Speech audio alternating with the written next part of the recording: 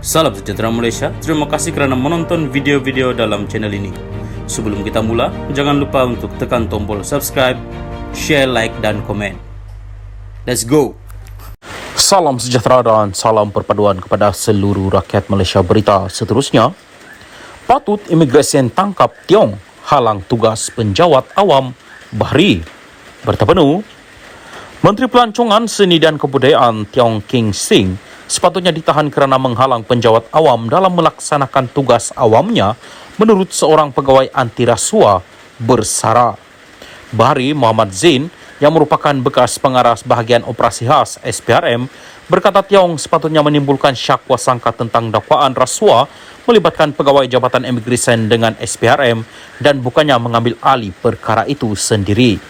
Jika saya jadi pegawai imigresen itu, saya akan warning menteri itu 2 kali agar jangan ganggu kerja saya.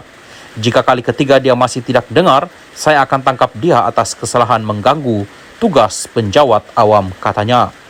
Bahri mengulas laporan kejadian Tiong melawat pejabat Jabatan Imigresen di lapangan terbang antarabangsa Kuala Lumpur pada 28 Jun itu untuk memeriksa aduan seorang warga Cina yang dinafikan masuk ke negara ini.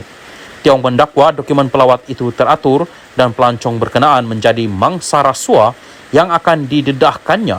Warga Cina itu akhirnya dibenarkan masuk berikutan campur tangan menteri. Dakwaan itu telah mendapat perhatian daripada SPRM yang berkata pihaknya akan menyiasat perkara itu.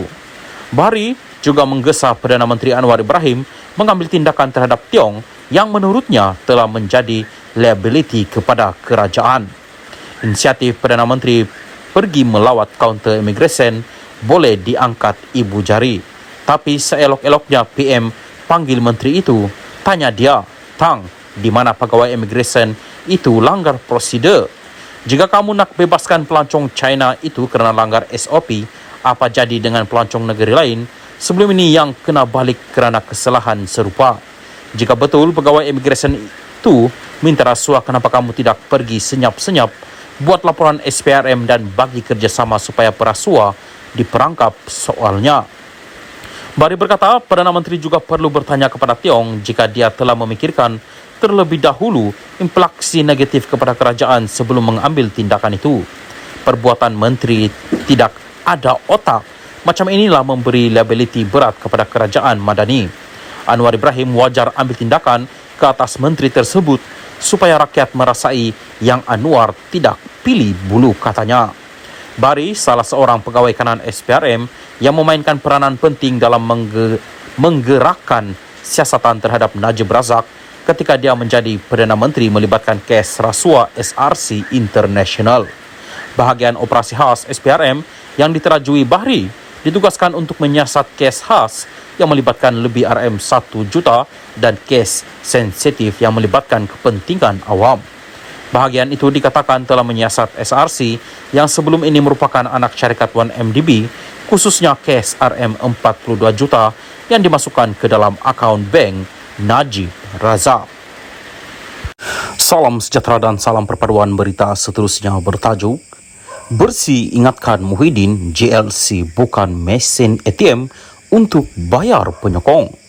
Berita penuh, Kumpulan Reformasi Pilihan Raya Bersih mengingatkan pengurusi Perikatan Nasional PN Muhyiddin Yassin bahawa syarikat berkaitan kerajaan JLC bukan mesin ATM untuk membayar gaji penyokong setianya. Dalam satu kenyataan, Jawatan Kuasa Pemandu Bersih berkata, janji PN berkaitan lantikan politik dalam JLC sekiranya memenangi 6 pilihan raya negeri adalah bertentangan dengan takbir urus yang baik dan merupakan salah guna kuasa. JLC ialah syarikat yang wujud untuk memelihara dan mengembangkan kekayaan awam dan bukan mesin ATM parti politik untuk meletakkan penyokong setiap parti dalam senerai gaji negeri. Dalam mengisytiharkan hasratnya secara terbuka, kami juga tertanya-tanya sama ada ia satu bentuk pembelian undi untuk mendapatkan sokongan kumpulan tertentu, katanya. Bersih berkata demikian mengulas janji Muhyiddin untuk melakukan pelantikan politik dalam JLC jika gabungan itu memenangi pilihan raya negeri akan datang. Awal minggu ini, Muhyiddin dilaporkan berkata PN bersedia membentuk kerajaan di semua 6 negeri jika memenangi pilihan raya dan telah memperuntukkan jawatan pentadbiran termasuk ketua GLC negeri. Menurutnya, PN yang bakal bertanding di semua 245 kerusi DUN mahu mengelak perebutan jawatan sekiranya memenangi pilihan raya. Mengenai kemungkinan tindak balas yang timbul akibat lantikan ahli politik ke GLC, Muhyiddin berkata kerajaan PH juga melakukan perkara yang sama. Bersih berkata, naungan politik seumpama itu telah menjadi sebahagian daripada budaya politik Malaysia dan setiap kerajaan termasuk kerajaan perpaduan sekarang juga melakukan hal sama. Bersih telah konsisten sebagai pemerhati dan kumpulan pendesak di semua pentadbiran yang berbeza sepanjang tahun bahawa ahli politik yang merupakan wakil rakyat tidak harus dilantik ke GLC kerana tanggungjawab utama mereka adalah kepada pengundi mereka dan menjadi penggubal undang-undang dan bukan sebagai pengarah syarikat. Bagi ahli politik yang bukan wakil rakyat pula, kita mesti menyediakan proses yang jelas dan ketat untuk memastikan ketulusan dan hanya individu berkelayakan yang sesuai dilantik kerana mereka diamanahkan dengan asid awam, tegasnya.